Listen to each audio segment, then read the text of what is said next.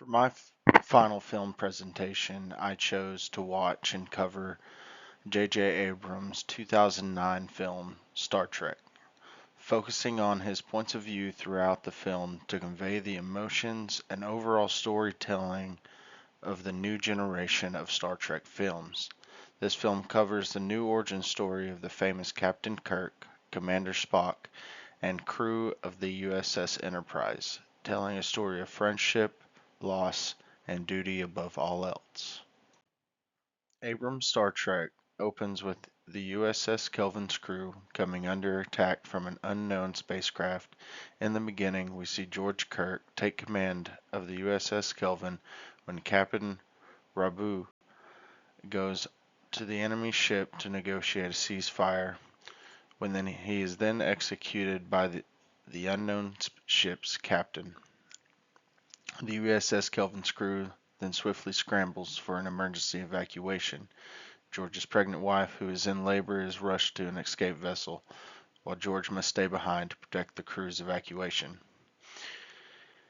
Upon hearing his newborn son's cries, he flies towards the enemy ship. With seconds left, George asks about his son and what they will name him. Seconds before impact, they agree to name their child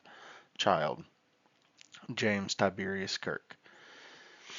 In this snip, we see George's facial expressions of shock and love and acceptance as he realizes his bravery will allow his wife and son to live on.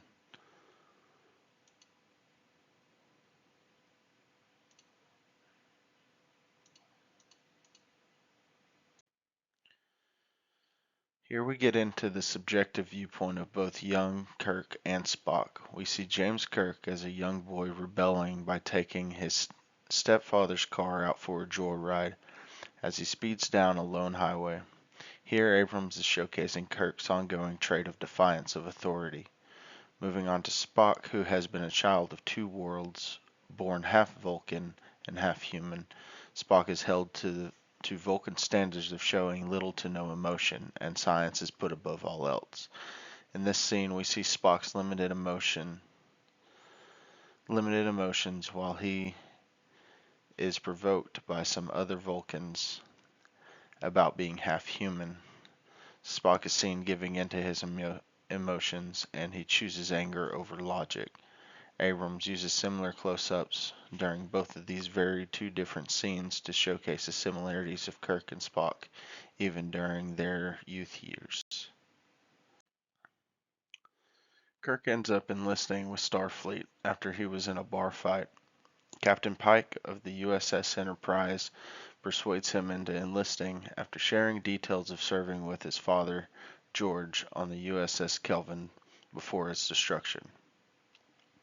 Kirk is seen here facing accusations of cheating on a captain's exam by Spock. Abrams uses many camera angles and points of view for this scene, going from a close-up of Kirk calling for his accuser to step forward, and then panning to objective viewpoints, focusing on Spock and Kirk in the mid-ground. While the viewer sits from afar, we see similar points of view at the start of the scene from observing from the counselors' viewpoints of the crowded auditorium. Here in this slide, we have a slightly skewed camera angle being used during intense, fast-paced objective views. I had difficulty finding more examples of this, but it was used multiple times throughout the film. In this scene, we see Kirk, who has snuck onto the Enterprise, confronting Captain Pike, trying to warn him they are flying into a trap. This skewed angle has Pike standing higher above Kirk, showing his status as captain and Kirk's as a stowaway. Along with Abrams' points of views, I wanted to look at other aspects of the movie and the story with it. Here I wanted to dive into Leonard Nimoy reprising his role as Spock in Star Trek. I believe this is for two reasons. One, the story that is being told is a new story, one that takes place on a new timeline. This allows the original movies and stories to be independent and still part of the timeline as a whole. Spock tells Kirk the story of Romulus and its destruction, why and how Nero, the bad guy, and old Spock traveled back in time, changing the events of the past, killing George Kirk, and the destruction of of Vulcan. And two, for the fans. Most people know Star Trek, but more people know the famous line of Spock, live long and prosper. Bringing Nimoy back as Spock was for the older fans who had a link to the new generation of Abrams Star Trek films.